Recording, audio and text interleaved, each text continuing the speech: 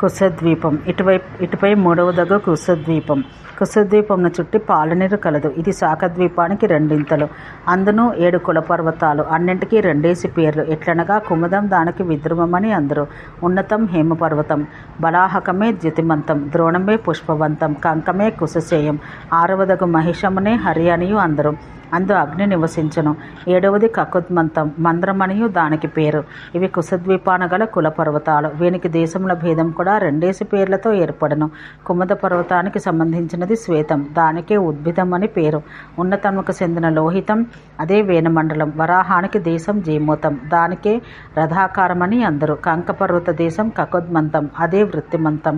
మహిషమునకు మానసం. అదే ప్రభాకరం. కకుద్మంతమునకు కపిలం దేశం.